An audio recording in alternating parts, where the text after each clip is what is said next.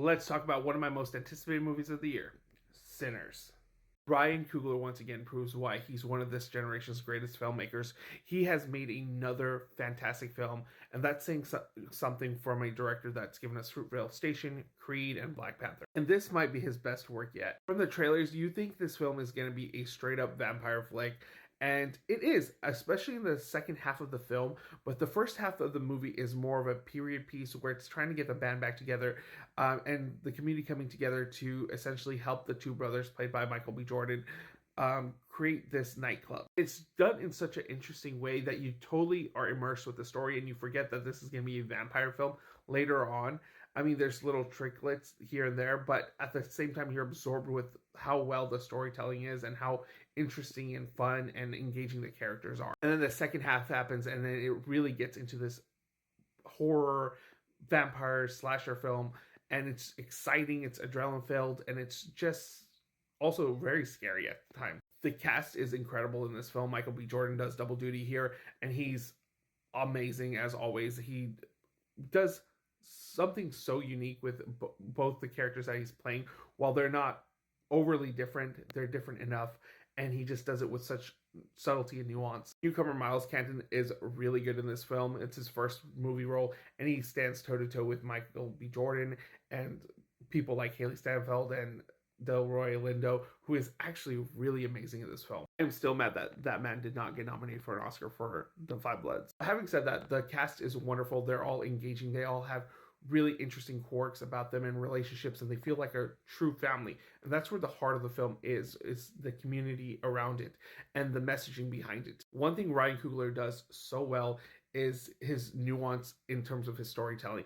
He injects culture, he injects stories of like the political climates and racism and things of that nature in such intelligent ways where you're following the story and you're engaged with it, but you know there's a deeper meaning to it. There's such nuanced levels of things that it deals with, such as culture, appropriation, of course, racism and things like of that nature, as well as history and lore of the Black community and marginalized communities face over the years, especially here in America. But the highlight of this film is honestly the direction, the cinematography, and especially the music, which plays such an important role. And in this movie, especially tying what happens in the past to the future and everything in between, and how you can listen to music and be transported into a whole other world. And I love that it puts such importance on it, especially the jazz soundtrack that's here. It pays homage to it. It's just so well done. This is probably one of the best scores of the year, and it's probably going to be one of the best scores of the year. But the music is just as important as the story in this film. There's this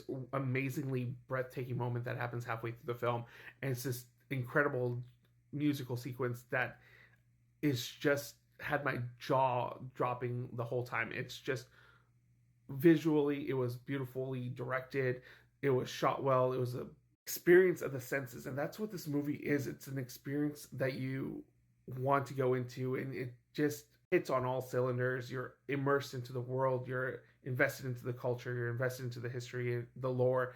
And while it's a vampire flick and it kind of harkens back to old school vampire stories of like being invited in, killing them with a stake, the silver bullets, things of that nature, it does something fresh and unique with the concept. And I think this is one of Ryan Coogler's finest films. It's one of the best, if not the best movie I've seen this year. And it's most likely going to be my top 10. It's just such an experience to watch.